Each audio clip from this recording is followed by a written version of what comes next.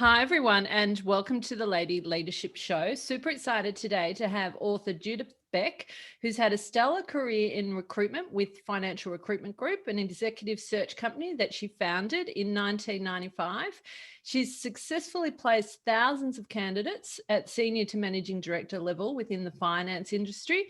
Judith started Financial Executive Women to support an organisation that promotes the positive progression of women in the finance industry. And Judith has recently written a new book as well, which is called No Sex at Work. Welcome to the show, Judith. Thank you for having me. It's great to be here. I mean, that bio is pretty incredible. It just means old. That's how I feel these days too. So you started your own recruitment business. Let's start with that. I did. I was working in I was working in banking, and it was during one of those times where there was a downturn, and I thought, and I had I was with a company where basically I was about 30 years old, and they had made a lot of promises about shares and equity and that kind of stuff in the business, and then didn't go ahead with it from that point. And then it was during that recession we had to have. And so I thought, okay, I'm taking my ball and bat and going home. Basically, I'm not going to put up with this, because my mother taught me well.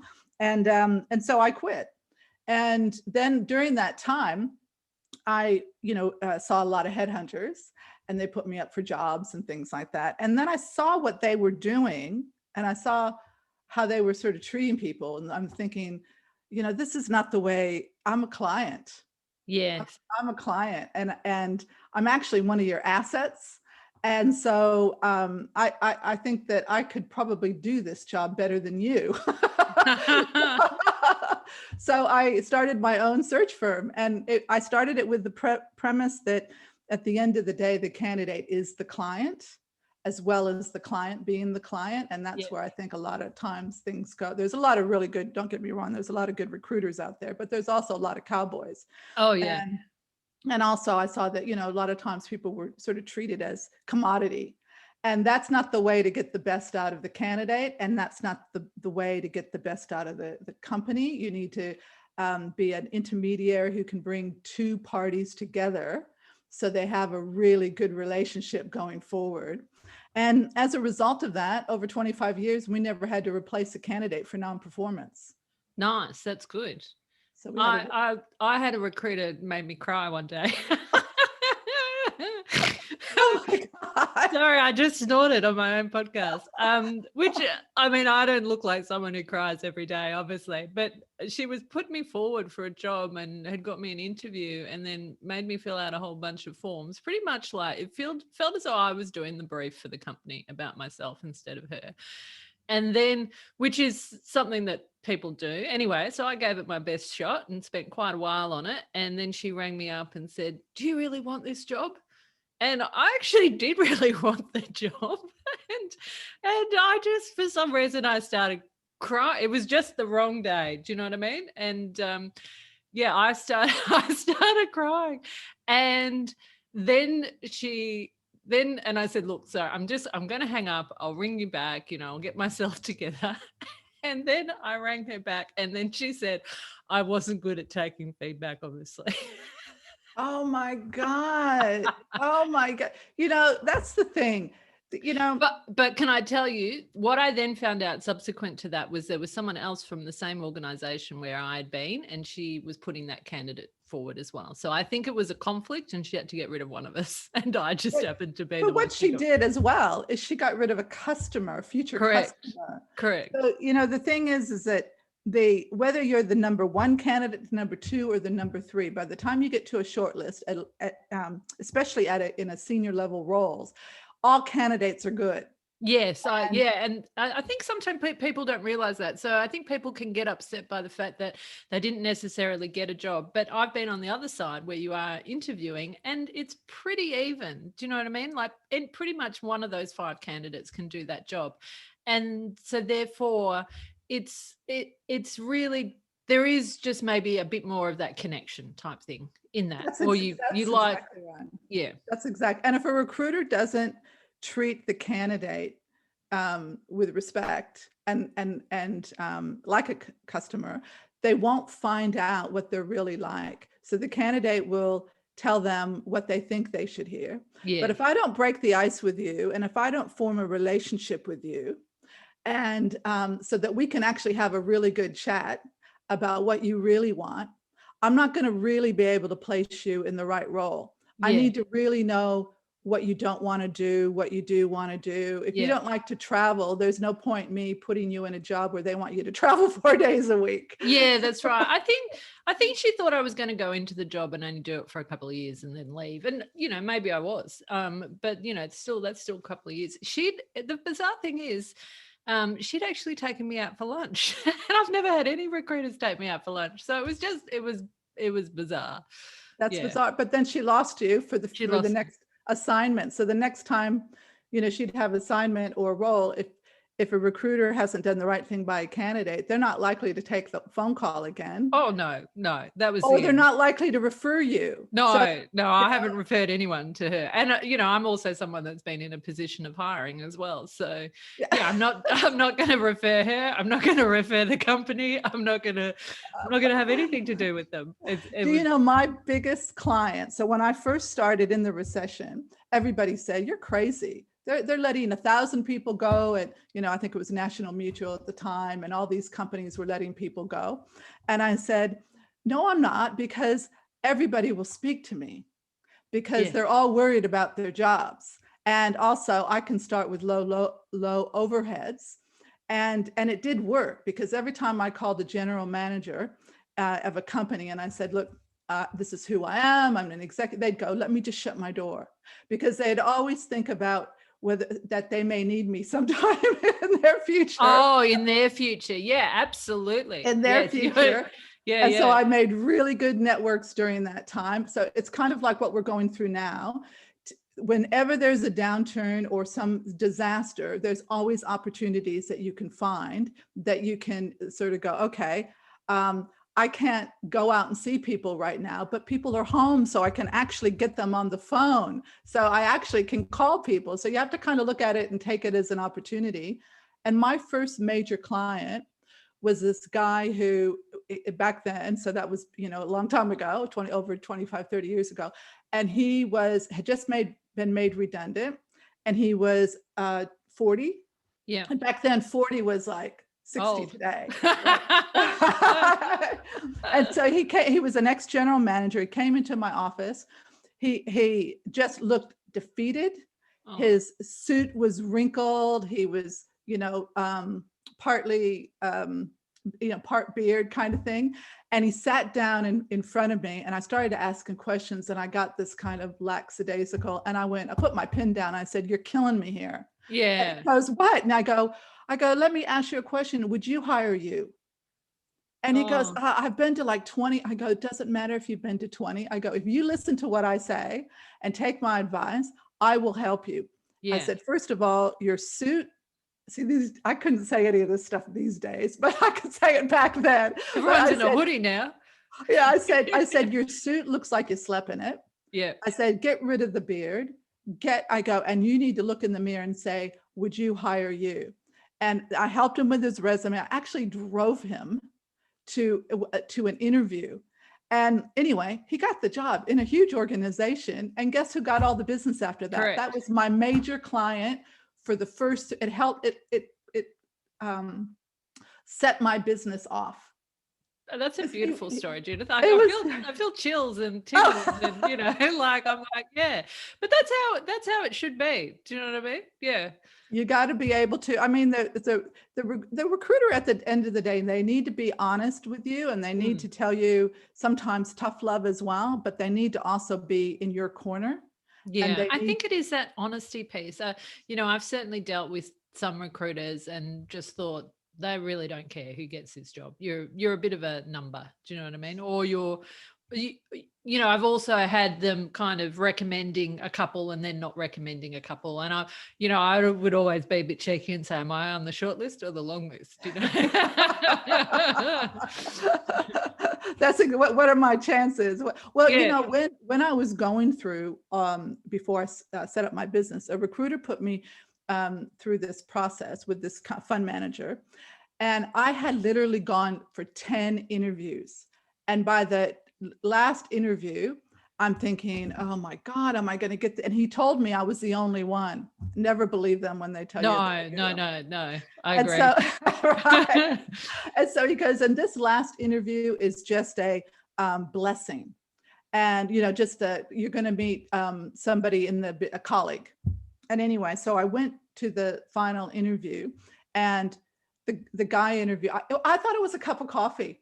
And again, tip number 2, there's no such thing never as a cup of coffee. Right? Yeah. But you know, I'm in like 29, 30 years old. So I'm learning this for the first time. And so anyway, I just went there just to have a cup of coffee. The minute I got home, I got a phone call, and he goes, oh, you just got pipped at the post. And I go, what do you mean I got pipped at the post? And he goes, the other person, I go, you told me I was the only one. Of course, then I got, oh, somebody came in last minute. And I went, if I would have known I was not the only one, I would have gone in hard. That guy that I interviewed with was not just some colleague. He was the next managing director. Like within 12 months, he was building his team. And I should have had that information. Yeah. So that was a lesson that I learned, a good lesson that I learned with my own business, because that was part of, you know, what's made me I think I can do this better. This is ridiculous. I should have had that. Every interview is a first interview. It's what I tell candidates. Nice. I think that's good advice. I mean, I've sat in that chair too, Judith. So I've gone, you know, through 100 interviews and then had the final interview with the CEO, and then they haven't liked me. And I've gone, oh, geez, why didn't I meet them first? Because we could have sorted this out quickly, because you put so much time and effort into it. And then, yeah, I've had the situation where I've been told I'm the only woman in the process, or I've then been told I thought I've done a good interview, and then I found out later that someone knew someone, and, you know, so they were just sort of filling it out to kind of tick the box of a process. Oh, that could be, you know, back to what we were talking about with before we started hitting record about you know, calling people mate. Yes. In my book, I think I mentioned this in one of the stories, but there was a guy who was going for a role, and it was a really senior position. And so he was a Melbourne guy going for a role, interviewing with a senior person in Sydney, and dealing in private banking. So anyway, they wanted someone who had high level relationship building and contacts. And so when he was the preferred candidate the whole way through. His background was great. So the guy from Sydney comes down to do the final blessing interview, right? Coffee. So-called blessing interview. And there were 2 candidates. And, you know, at that point, I always say to every candidate, regardless if they're 1, 2, or 3, I never tell them they're the preferred candidate. No. I always say, you got to go in there just like you did day one. Everybody gets exactly the same advice, and they either take it or they don't, right? So, and anyway, he went in, and the client came back to me and said, no, I'm not going with him. He called me mate. Yeah. At the end, he said, thanks, mate. Thanks, mate. What? I go, and I said, because I'd like to make sure I have good relationships with clients, that I can speak to them normally.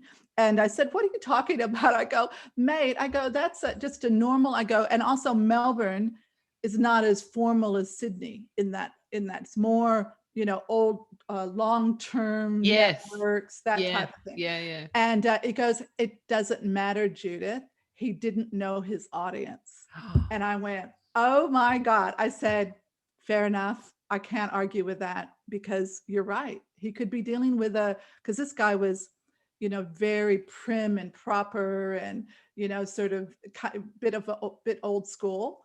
And so he wasn't a mate guy. Yeah. And so, you never know, do you? So he went with the number 2 candidate. Wow. And we're all along that person, that one word. And I went back to the candidate and I said, "You called him mate?" What were you thinking? But he obviously felt comfortable. That's the problem. That's And what he said. He goes, but you know what he said? He said, "I knew the moment it came out of my mouth I'd said the wrong thing. that I said," he goes, "I just wanted to catch it." And I go, "Well, lesson learned." I said, "Don't, at the end of the day, you just got to know your audience when you're dealing with certain people, and and be, follow the lead. Follow the lead." Yeah. And look, I think as well, right, it's a numbers game. Do you know what I mean? In terms of, or you'll be, there's some reason you haven't got that. You're on a different path. Do you know what I mean? I think sometimes we beat ourselves up over that one word or that one interaction or that kind of piece. And maybe fundamentally it's just not meant to be. That's exactly. And one of the things I always say to candidates, the number 2 and the number 3, when they don't get the role at that point in time, and I know that probably people have heard a lot of times, they thought you were really great. All the candidates were strong, but they had to make the decision on one candidate who had a little bit more of XYZ. And that actually is a true statement a lot of times, because at the senior it is. And the thing is that those candidates who did not take it gracefully, didn't take defeat gracefully, right, weren't considered again. And Right. the thing is that the ones who take it gracefully, like, "Oh, I understand that, I'll send a little note to the company to thank them for their time." Yeah. Do you know how many people I placed? So many people who were the number 2 candidates 2 or 3 months later in the organization, because the client would go, "I loved them both. I wish I could take both of them, but we haven't got anything, but I'm keeping that person on my radar. And when another job comes up, instead of going through the whole process all over again, can you just go?" Because I actually had what I called this leadership pool. And so I would have candidates on a list that I considered the leadership pool for certain companies. And they were candidates that had been interviewed, that they loved, but for whatever reason, they didn't have enough technical ability in one particular area that was what they needed to complement their team, but they loved. And then they wanted me to go back to that candidate when the next role came up. But if that candidate got all defensive and, all of a sudden turned from Dr. Jekyll to Mr. Hyde kind of thing, well, then that told us something. Yeah, right. Yeah. That told us something. And, I placed people that I had met when they were in their 20s, in their 40s. Yeah. So that sort of it. So it's a long term. If you want to know if a recruiter is good, one, referrals, but also go to their LinkedIn profile and see what the longevity is in their job. If a recruiter has had lots of different, has jumped from company to company to company, I got to say that's a red flag. Right. Because really good recruiters don't leave.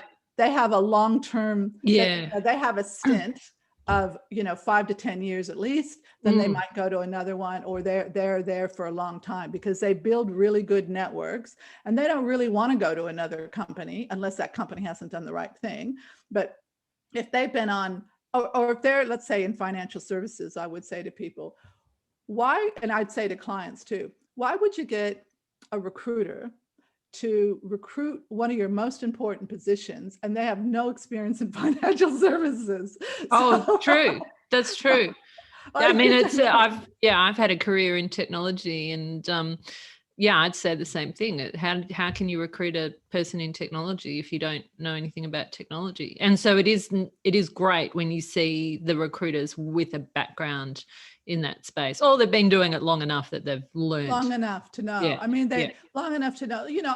When I first did my first general manager role, I hadn't been a general manager, but I knew enough about the financial services, and I knew how to get that person, but I also knew how to interview that person to ask the right questions. And so you don't have to, obviously not going to do every single position, but you're going to have a little bit of knowledge. I mean, I'll tell you a funny story. When I first started recruiting, we started to do some technical IT type roles. And one of the people that was working with me at the time had that sort of wanted to do those. And I had to interview, and I said, we're not doing IT.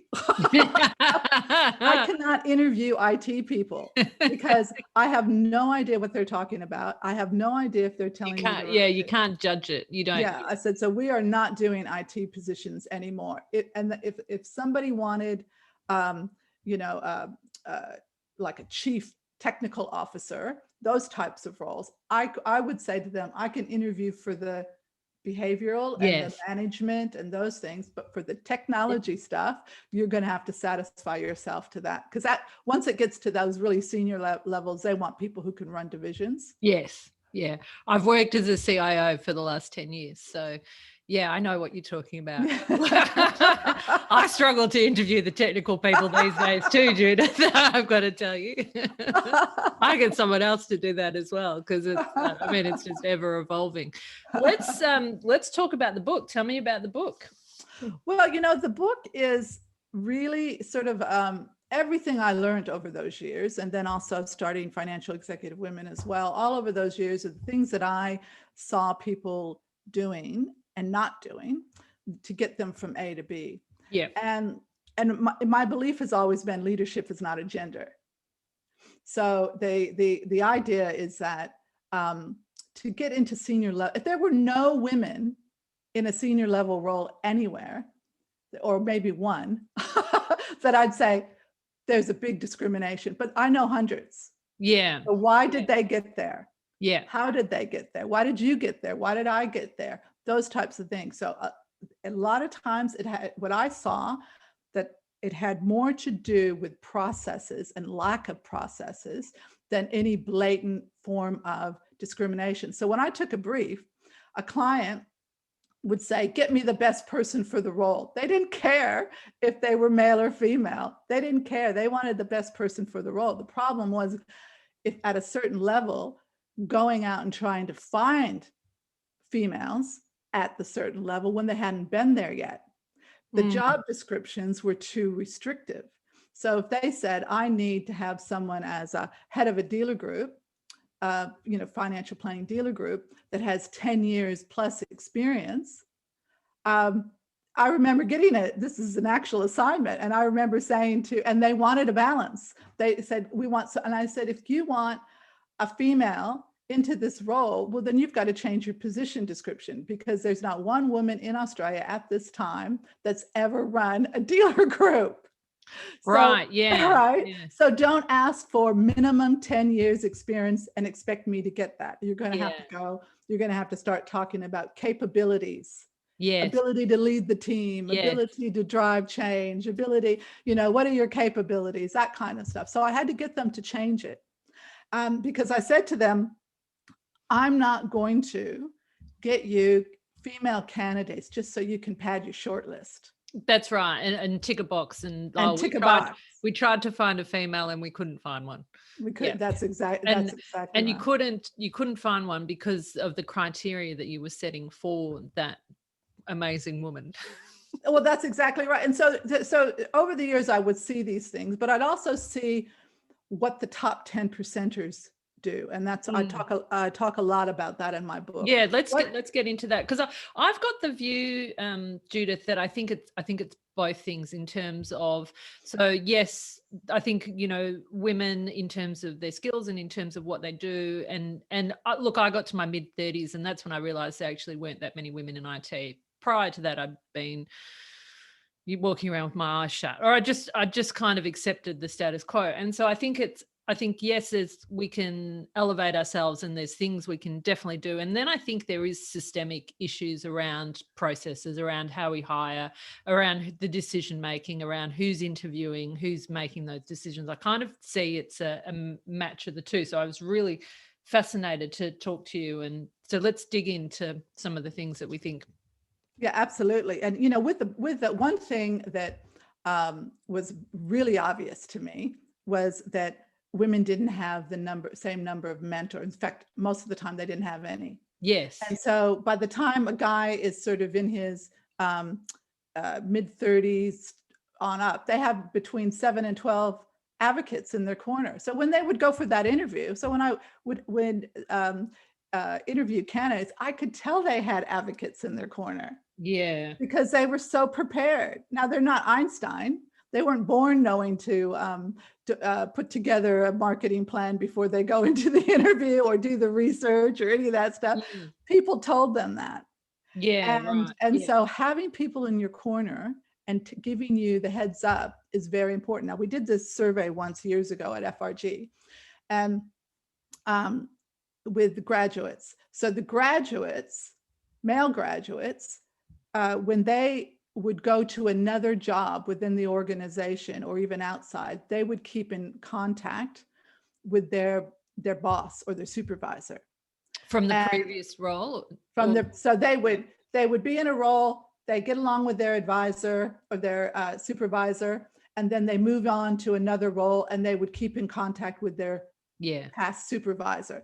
Then they go to another role and they continue to collect these ex-supervisors who end up being people that are their advocates. And that is so true, Judith. I cannot tell you, it's more likely that I have men who have reported into me, keep in contact with me and still catch up for a coffee, and I end up sharing, career advice with them for free, than I do women. And how valuable of advice are those guys getting? Heaps. They're getting, like you said, free advice, like a coaching session. How to be a CIO 101. Yeah, absolutely. Absolutely. And, and good on them. Good on them for asking. So the girls said in the survey that they did not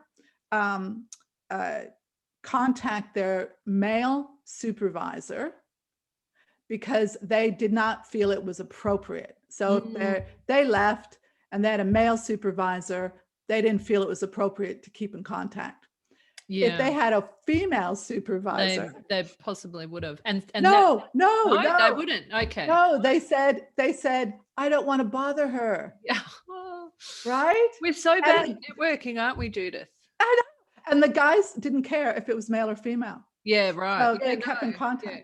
Like, so therefore they keep getting these advocates. I mean, when you have those people in your corner through your career, that's gold. That's gold. That's really, really helping you. And that's really, something that this is gold for me this morning in terms of the work that I do, because I do coach women. And so this is gold. And this is gold for anyone listening on the podcast, please. You can have it all. You just can't do it all. Yes. And, you just got to ask. You don't have to catch up with these people all the time. I mean, I have people that catch up with me once a year or, once every half, but I'm still got that person in my mind, if a job comes up or that type of thing. Yeah, absolutely. You've got to think about it that you're going to have your own little board of directors for your career. And they need to be people different. They need to be people who you respect. So in the book, I do talk about that. I talk about the fact that what does a mentor and advocate look like, how you should deal with them. And then the things that you need to get from everything in the book is about how do you as an individual, a business person, get from A to B? What are the skills and the behaviors and the things that you need to do to get from A to B? And see, I was brought up in an environment where, there were 6 of us and I was the youngest of 6, 5 girls and a boy. And my mother was really strong. And my mother had to go back to work at 40 when my dad lost his job, and she'd never worked before. So she had to support us. And my grandmother, 100% Irish, really strong. My grandfather died when he was younger. So she ran her house as like a bed and breakfast. They worked. They made stuff happen. Yeah. They made stuff happen. So I had those role models. Yeah. And so when I went into the work environment, I didn't go, oh, I'm a gender. People are going to discriminate against me. I never thought that way. My dad was really supportive, and girls can do whatever they can, ever they want, ever that, like we didn't have like, you can only do this because you're a girl or you've got it. No, you need to go to college. You need to, get out. My oldest sister, who's about 8 years older than me, she was a judge, and she was like one of the second judges in her state. So I had those kind of people to sort of see, yeah. But as it is, you can only be what you see as well. Does that make sense? Or sometimes I was raised with a really strong work ethic, and, go out to work and you weren't able to call up sick, or I had part-time jobs when I was younger. My dad ran his own business. My mum worked when she went back to work when I was like 4 years old, and similar, my grandmother was a cleaner, and one of my grandfathers was a truck driver. So, it was that strong work ethic. And so I always focused on, what am I going to deliver? How am I doing that? What are we doing? And then, that vision of where are we going? I also, which I talk about, is I created a career plan for myself. So I was always like, what's the next step? Or where am I trying to take? What am I learning in this job? And where do I want to take my career to the next stage? And then how am I going to build a bridge to get there? So how am I going to start to grow those skills and develop those skills? And then kind of just kept doing.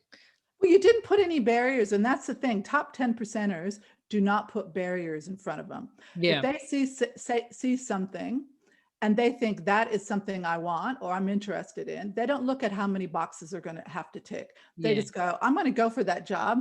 Let them tell me I'm not right. Yeah, that's nice. But I'm not going to tell myself I'm not right before I even go for it. Yeah, no, that's true. And I did do that, and I did push myself forward to go after those roles. And in fact, I had the mindset that I was going to be more likely to be a CIO because I was female, and because I was different, and because I stood out for those reasons. I remember one of the first, it would have been the first management role I got. And I was only young. I was probably about 26. And it was in a team, and the team were mainly men and older too. And I had this one come up to me when I got the role, and he goes, "Can I see your resume?" And I go, "Can I see yours?" "Yeah, can I see your resume?" And I go, I don't care if you see my resume. Just go down to HR and ask them. Yeah, nice. Right. Yeah, and so anyway, he started causing little problems and being sort of undermining and stuff. And I thought, okay, this is not going to, I'm not going to let this go, because that's really, at the end of the day, when you see a problem, you got to nip it in the bud. Absolutely. I agree with you on that. And one. 100%. And my grandmother used to always say, catch more bees with honey. So try to do it in a nice way first, and just be firm but fair, that kind of stuff. So I thought, well, I'll get him in the office. I got him in the office, and I said, look, I get it. You are really annoyed that I got this job. You should have gotten this job, hands down. You've got so much more experience than I do. And I said, but don't be upset with me because I got the job. Be upset with yourself because you didn't get the job. Yeah. And I said, and my guess is that the reason why that you didn't get the job, and I couldn't say this these days, but then I said, it's because your attitude sucks. And he goes, because you could say those things right between the eyes more back then. Yeah. I've got to be a little bit more careful. And he goes, what? And I go, you are carrying a chip on your shoulder, bigger than Texas, basically. And I said, and you shouldn't. I go, we could work together. I go, you know more about finance than I do, but I have some strengths that you don't have. One is, relationship building. And I go, we can work together. I don't plan on being in this job very long. You want to stay here. Because he was a long-term finance he didn't want to. I wanted to hop from, I was ready to go to the top, right? That was my attitude then. And so anyway, we became good friends and we worked together. But if you can't turn the person around in a team and they become the negative and they undermine you, you give it a go, you try to turn it around, you talk to them, communicate it. But if they're not going to be on the bus, then you got to let them off at the next stop. Yeah. I've let a couple of people off the bus. So it's like, we're pulling up. We're pulling up. Thanks but for coming. but also, there's just been some really bad behavior as well. And so I think, let's not sugarcoat it for the audience. In those senior roles, you will get taken on by people. And it was quite surprising to me because, the way that you behave is not necessarily the way that other people behave. And people will actively try and take you out as well, which was certainly surprising. They will. They actually, and the thing is, it's like in a boardroom setting, and you've got someone who is undermining you in a boardroom, or they're talking over you, because that can happen. You hear that.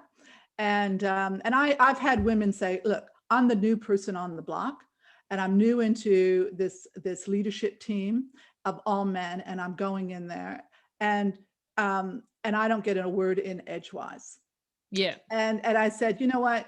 Yes, it could be you as, because you're female, or it might be just because you're a new kid on the block, and every new kid on the block probably goes through that anyway. But what you have to do is don't think about it. Think about it as, I have a voice and I have something to say. You need to contact the meeting organizer and get yourself on the agenda. Yeah, present some work. Get on the agenda, have that voice, and do not let people interrupt you. If they interrupt you, you stop them in the middle. You say, I'm sorry, I'm still speaking. Yeah. We'll come to that question. Keep that. We'll come to that question, Bill. We'll come to that question. Or you could do what my husband has a good one, and he'll say, if someone interrupts him, he says, excuse me if I was speaking while you were interrupting. I wouldn't recommend saying that in a boardroom. No, probably not. No, I think we'll come to that, Bill. That's on the next page. Let's keep going. You know what I mean? Yeah. But it is, it's very much about that presence. It's very much, I think also trying to create relationships with people outside of that meeting. I think also understanding that ego versus, or, often it's not personal to you. It's about that person, and that's power leadership versus values leadership as well. Like, are they a power leader and everything's about them and they're going to suck the life out of everyone else? Or are they a values leader and they're actually there to help people and help people grow their careers? Where do they sit? And there's a lot sitting in the power play for sure. Exactly. The most successful people that I saw over the years, who are the top 10%ers, they're confident, not arrogant. Yes. They have nothing to prove, and they're the people who will say, I want to hear what you have to say. I want to listen to this. They're not defensive. I get tingles when you say that. Yeah, they ask questions before they ask questions. And I've had to deal with people in the past where they get all defensive about if you give them advice, like if you critique something or if you pick up something, and I say, and I've heard these stories in the past too from other people, and I would say, the thing is that people who can take critique are usually the top 10%ers, because and they welcome it. They don't see a mistake and someone picking up a mistake as an attack on them. They'll usually go, oh my God, thank you for picking that up. I won't do that again, or I'll fix it, or I'll do something. They don't go, well, what do you know? Or what do you Yeah. But they might go, well, I've had people who I haven't really respected that well tell me something about myself, and I've thought, not so sure. Do you know what I mean? Like, that's your opinion through your lens. So they've given you feedback, and you've gone, well, I think that's probably an arrogant person. So your gut feeling is, and them, you're probably going, no, they're attacking me. Yeah, they're not trying to help me. Yes. Yeah, they're not trying to help me, because it's not coming from a place of help. Yes, that's right. It's in the delivery, isn't it? That's why advocates, I always say to people, I love that word. Yeah, an advocate should be somebody who is outside your current organization, who's about 2 levels higher than you in your role, and who you respect. Yeah. And that they don't have to be your friend. Like they're not necessarily people that you want to socialize with. Maybe you don't, but don't look at it like, oh, I have to really like them. No, I have to respect them. and I need to have different ones, different kinds of advocates, because you want to have people who will tell you the truth. Yeah. And so I remember when I started my business, when I started Few as well. We haven't even talked about Few. I got people together, and we did this every year as well. It was something that we refresh. And people who were not yes people. So I wanted people who I knew would challenge, and who were not, I didn't want people to tell me everything I wanted to hear. That's just not going to help me. It's not going to help the business. I wanted people who would tell me what was broke or what they didn't like, because if they're thinking that, customers could be thinking that. Yeah. And so having that feedback, and being able, you need to be able to take negative feedback when it comes to products, or services. I don't think people should, like, I'll tell you a funny story, because, doing all this book stuff, you got to get out you have to get on social media, and when I was at FRG, running FRG, I didn't do social media because everything was behind closed doors. Yeah, right. And so then I started Few, and the business did social media, but I didn't really do it personally. It wasn't Judith. It wasn't Judith. So I've had to do the book thing, do all that. So I did this TV interview, and in fact, I'm going to do a little video on it, because I think it deserves attention. But I did this little TV interview, and I loaded it on Facebook, and then the next morning I could see all these people saying, "Oh, I like her glasses. No, they look professional, or they look good either way." They were defending my glasses. And then I look on my phone, and a few people had texted me and said, "You have a troll." And I went, "What are you talking about?" And so evidently the troll someone took down told them to take down what they said. But my girlfriend said, what they said was, "Why is she wearing those stupid glasses? They look ridiculous. They do nothing for her." And I started laughing, because I thought it was hilarious. I thought, oh my God, I wish they would have left it on there, because I would have said, "Sorry if my sight impairment bothers you." I was going to say, why does anyone wear glasses? It's not a fashion statement. I'm looking at your glasses now, Judith, and there's nothing offensive about them. They're just glasses. But I thought to myself, with everything, tell me you don't like what I said in the book, or you don't agree with a post I put out, but don't make comment about the way I look, or, my nationality, or any of that stuff. We're all individuals. But, have a voice on if you don't agree with a principle. Or something. Have an opinion on something I've said. I had something similar. I was advertising some coaching on Facebook, and I was just going to target it at women, and I accidentally targeted it men and women. And I had a couple of men, and one was from like Northern Territory or something, saying something about me. And I was like, what? I was like, really? You bothered to comment on, this woman in her late 40s doing female coaching? Like, seriously. Yeah. I was, that's right. You kind of go, have we got nothing more important to talk about? Northern Territory. Surely my advertisement about helping women in their leadership is not that offensive to you. It picked on like my grammatics or something, and then someone else had gotten involved as well, and it was about to do with the ad. I really just think that people like that, they have way too much time on their hands. Too much time I've got. And you gotta, you just gotta laugh it off. I just go, really see, it says more about them than it does about you. And so it's kind of like, okay, well, whatever. I'm not going to stop wearing my glasses. Yeah, that's right. I'm trying to think. There's a singer in the UK. I'm trying to kind of can't remember his name, which is unhelpful, but he has some very very witty comments back to people on Twitter about his like songs and stuff like that. And they'll say, oh, I nearly killed myself, because of listening to such and such and song. And he's like, the good news for you is I'm bringing out another album, stuff like that. It's like hilarious. I love that. Yeah. I think you just got to come back and just laugh it off and go, geez, you must have, what's been, what's going wrong in your life that you're that miserable, really seriously. Yeah. I mean, I just didn't even bother responding at all, because I was like, oh, this is not, don't they say people can only have an argument when there's someone else involved? So, when I first started, because again, with FRG, I didn't do presentations and things like that. But then when I started Few, people were asking me to do presentations, and my first presentation was at NAB, and it was to a group with about 250 plus. And I asked a friend of mine, Vanessa Bennett, who's fabulous. She's a great keynote speaker. She has a company called Next Evolution, which is really great. You should get her on the podcast. Yeah.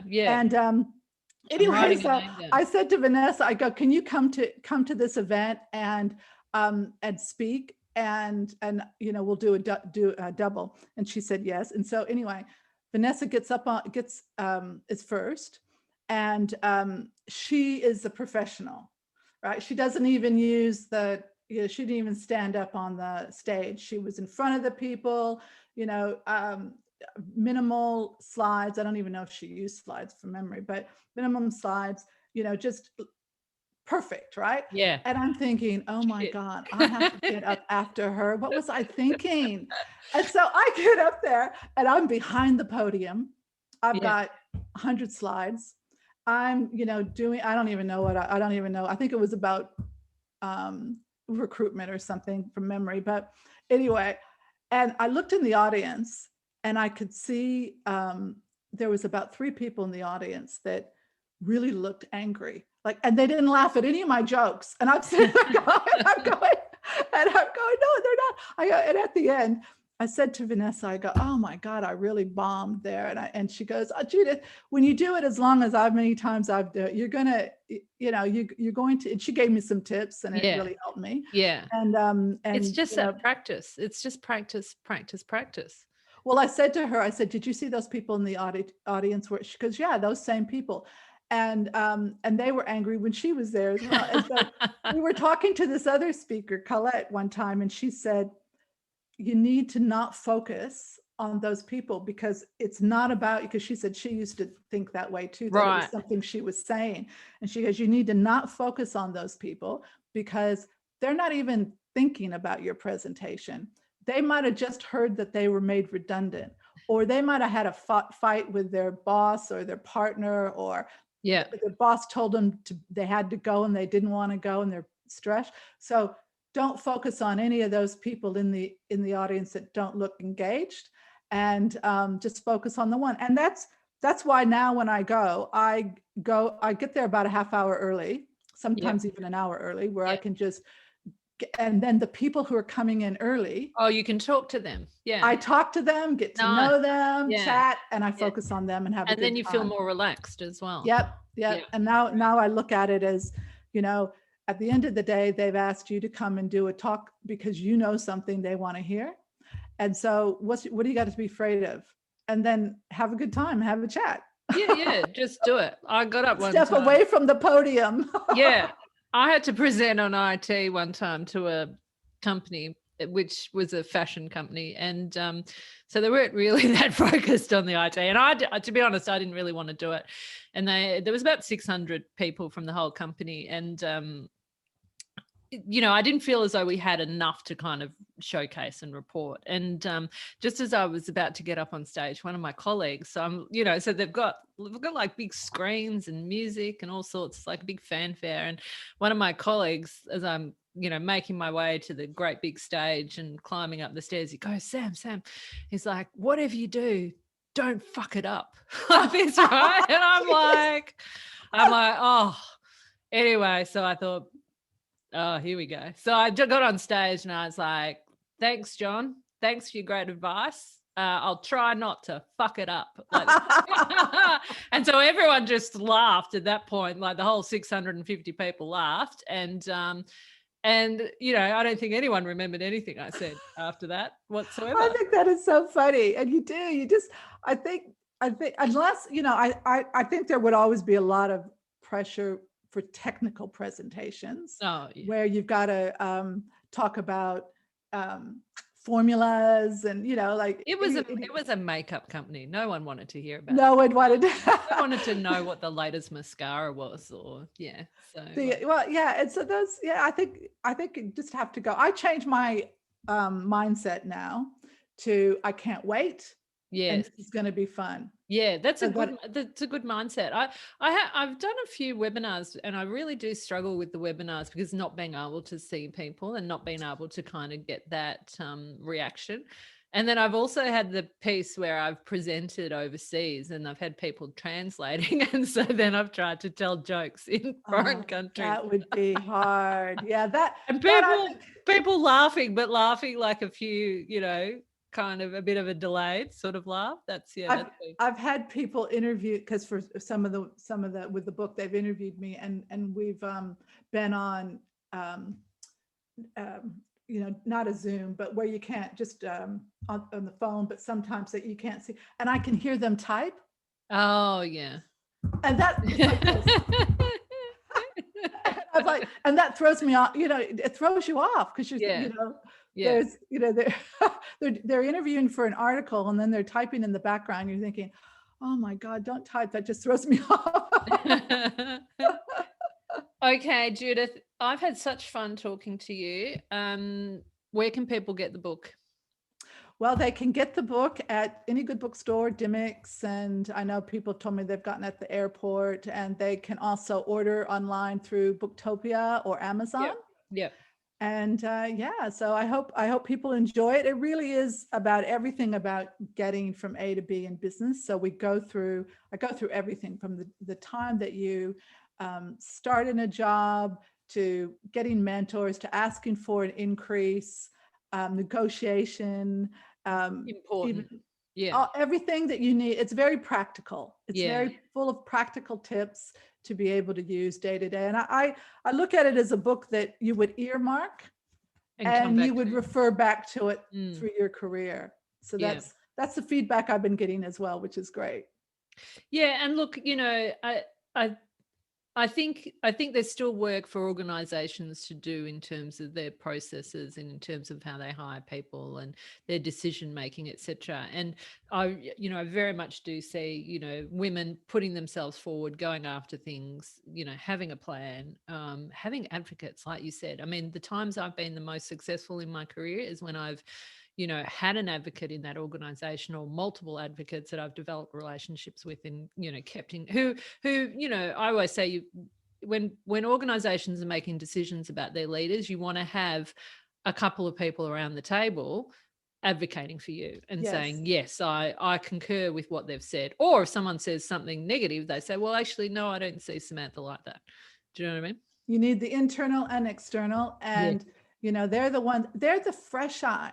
So if you think of anything, if you have someone who is a fresh eye that is not part of the agenda and they're outside your organization, and then you're going for an interview, you need to be calling that advocate up during that interview process and running things past them, because as a fresh eye, they can see things that you can't. Yeah.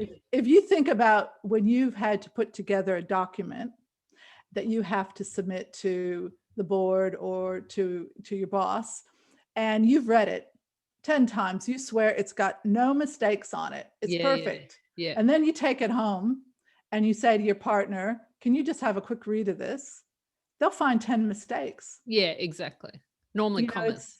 That's right. They'll go, oh my God. And you will swear, how did that happen? Yeah. And that's what a fresh eye does. Fresh eyes. Exactly. I always recommend, you know, you can get ingrained in something, you can get emotional about something. I always say focus on the facts as well a bit. And I've been saying this in a few podcasts recently. It's like right here, right now, I haven't lost my job. Bill hasn't tried to take me out, blah, blah, blah. I mean, I think there's intuition in a role as well, but right here, right now, like your mind can run off and then affect your behavior in an environment. Does that make sense? You know, you can conjure up all kinds of things that are happening. And, you know, over the years, so many cases of a misinterpretation. Yes. Because of lack of communication. So basically, you know, I'd always advise managers, when you have a restructure, this is the time that you need to communicate really, really well. Yeah. And let people know what's going on. Even if you don't know what's going on, I don't know what's going on. I don't know what's going on. Yeah, because they make it up. Otherwise. Tell them you're on their side, because people, this is when there's any kind of issues in a company or restructure, that's when the headhunters go after the good ones. Yeah. So they know that there's stuff, they'll go after the bit good of ones. Unrest. Yeah. Unrest. So you've got to make sure that your team feels loved and they feel like everybody's on the same, you know, field, and then they know. And then also too, with things with communication, how many problems happen when people communicate incorrectly via emails and text, because people read tones into it. Yeah. So and there's no tone. Yeah. You know, and I talk about that in the book too, about common courtesies. Yeah. You got to remember your common courtesies, because you know, you send an email and you say, if I said to you, Sam, the report is due by 5, where is it? You're going to go, get started. I'm on it, Judith. Yeah, you know, you can deal with that report. But if I said, hi, Sam, hope you're well. Just checking, is the report going to be ready by 5? Regards, Judith. You're not going to be mad at me for that. No, you'll just go, yeah, it is. Yeah. But you know, so I've already sent you that report, Judith. Yeah, that's right. Did you check your emails? Yeah, Judith, have a look. I sent it to you yesterday. That's exactly right. But those little things like that, I mean, I've seen wars start.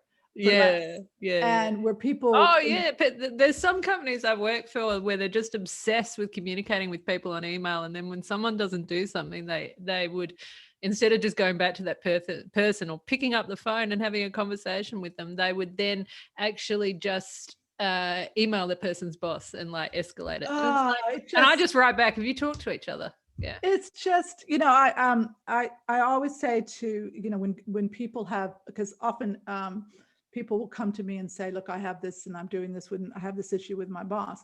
And it would be a boss who would be someone who, you know, the bosses that say, yeah, go ahead with that. Go ahead and do that. And then 3 months later, they go, I never told you could do that.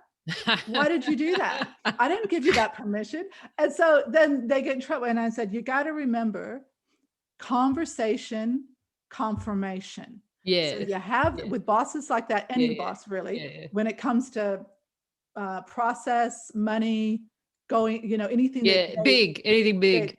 Get a thanks for the conversation we had in the cafeteria today. Yeah. As agreed, I will blah, blah, blah. Because they won't remember. And what I used to say, I said, they believe it.